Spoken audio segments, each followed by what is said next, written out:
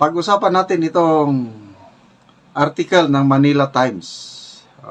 7,000 strong force to arrest Duterte. Published by B. Franco Baronia, Cristina Maralit, William Di Pasupil, March 10. So,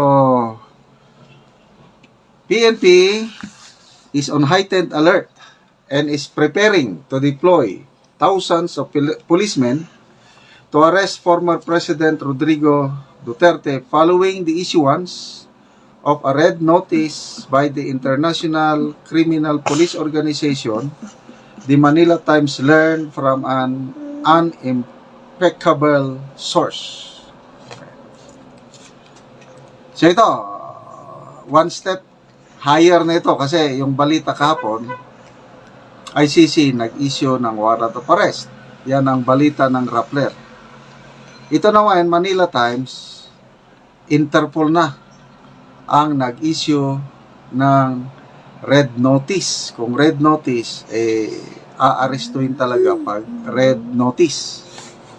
Okay. So, sino yung source nila? An impeccable source. Hindi o maasahan. Sabihin. The source, sabi dito, who had knowledge of the security preparations, said at least 7,000 police personnel will be mobilized to hunt down and arrest the former leader who has been investigated by the ICC for thousands of deaths related to the drug war. The source said that security forces will secure major entry points across the country, including seaports and airports, in preparation for Duterte's return from Hong Kong. So, lumalabas itong source ng Manila Times, dito lang sa Pilipinas. Kasi, alam ng source, yung security preparation na ginagawa ng PNP. So, ang source nila, sa opinion ko lang, hindi yung galing sa ICC, hindi rin galing sa Interpol.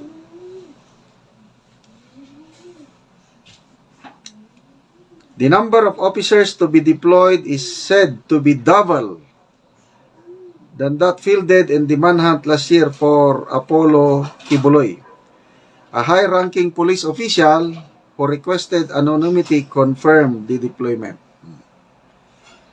We are taking all necessary security precautions to ensure public safety and to uphold any legal obligations that may arise from the Interpol notice, sabi ng police official. Anyway, tignan natin kailan ba uuwi si PRRD. Kahapon, tapos na po yung event, so anytime today or tomorrow, uwi. Of course, lalapag sa NAIA. So, tingnan natin kung anong mangyari. Magbasa lang tayo sa mga comments, Agnes Sailanon. Sabi niya, wow, the Manila Times is spreading fake news. May impeccable source pa. Shame on those journalists who are spreading fake news. Marites Moreno, fake na fake talaga itong Manila Times, nakakaya. Rebel December, what's next? Martial law? Maria Fe Lundberg, 7,000 men versus 1 man? Oo nga. 79 na si PRRD going 80. Wala naman siyang dalang mga security personnel na mga armado. Bakit 7,000? Okay. At hindi naman siya nagtatago kasi nasa Hong Kong siya. Klaro naman, kitang-kita sa mga videos na nag-attend siya sa isang rally. Dinaluhan ng mga nagmamahal sa mga Duterte na mga OFWs. So, sobrang dami naman ang 7,000. Jane Ventura. Hey, Manila Times. Bobita ka ba? Sadek Ia, name that an impeccable o unimpeachable source. So, wala, poros ano lang, basing from the comments, halos lahat hindi naniniwala. Ako rin, opinion ko lang ito, hindi ako naniniwala until such time na mismo na ang ICC ang magbalita o mismo mga foreign media. As of now, wala pa akong nabasa na mga articles, foreign media, example, Reuters, Associated Press, ABC.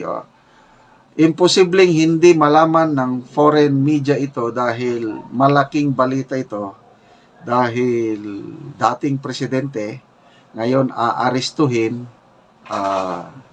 Although hindi naman bago ito, Putin, President Putin, may warrant of arrest. Kaya lang, walang nangyari kasi nga in power pa si President Putin, Prime Minister Benjamin Netanyahu, may warrant of arrest. Wala ring nangyari. So ito, kung totoo man ito, at yun na, handa na ang Philippine government na makipagtulungan na malayo doon sa sinasabi ng Pangulo noon na wala nang jurisdiction, hindi kami makikipag-cooperate. Tapos, ginagamit na lang ang Interpol na dahilan para tumulong sila kasi nga, nirequest daw ng Interpol. So, nakunot, kung matuloy, ano ang implication nito sa eleksyon? Nako, yan na.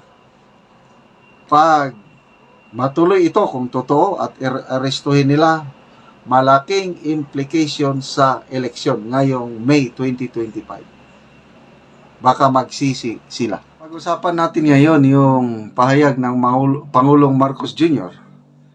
na ang isa sa dahilan bakit bumagsak yung bridge sa Santa Maria, Cabacan, Isabela, mali daw ang design.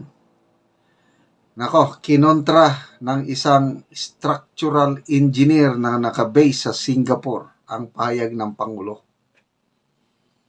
So, dinipensahan ng engineer, Singapore-based engineer na ito, yung original designer na si Engineer Cañete.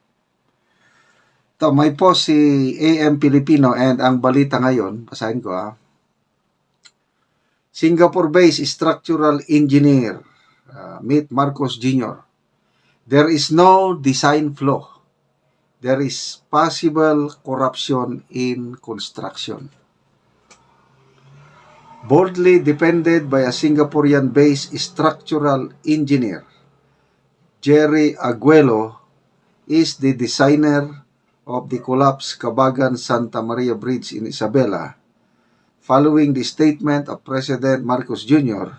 that the bridge allegedly has a design flaw. According to Arguello, there is nothing wrong with the structural design of the bridge, but that there may be problem in the construction process itself, including the use of substandard materials to save on cost. Sabi ng engineer, engineer ang nagsasalita. Yung isa, hindi naman engineer. Paano natin paniwalaan?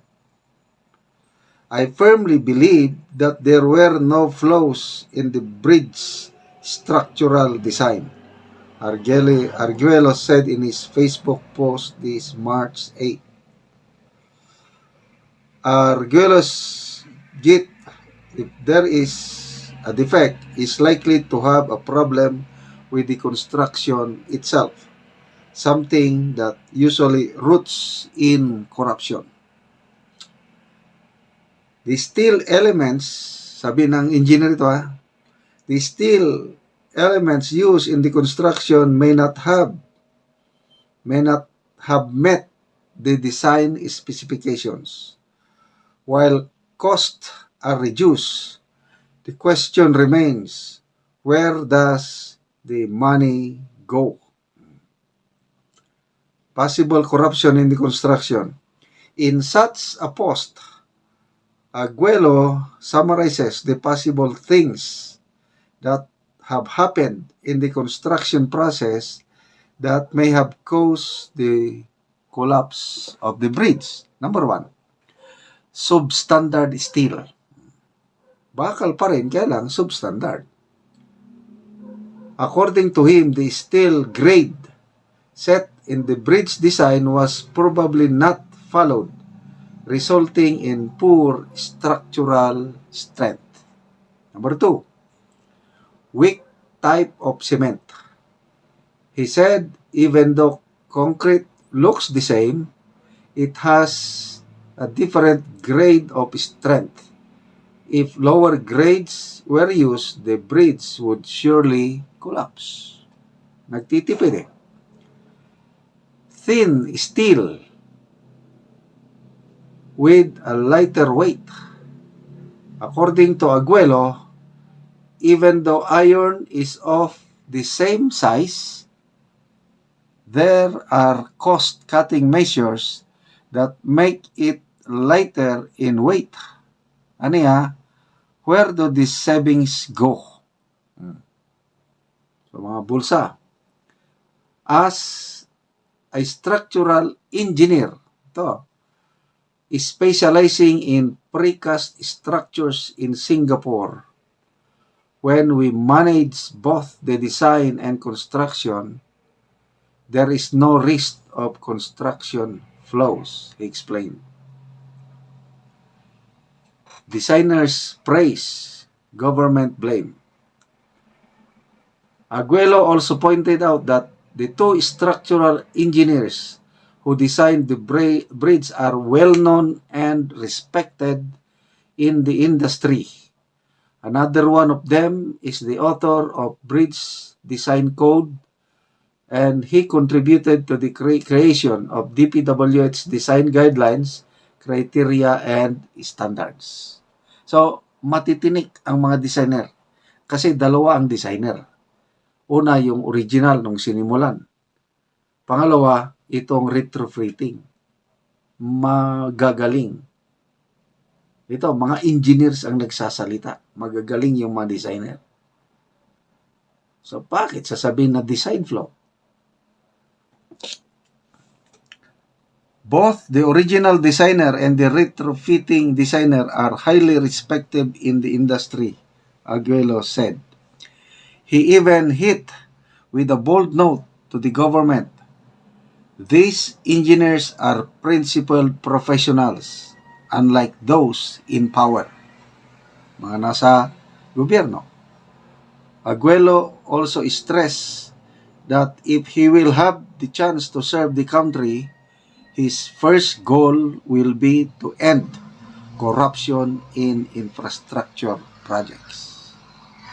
Ito, if I were to have the chance in the future, my top priority would be to uphold a commitment to quality work and integrity while eliminating corruption. Yung, sabi niya, yan. Ito po yung si Engineer Aguelo.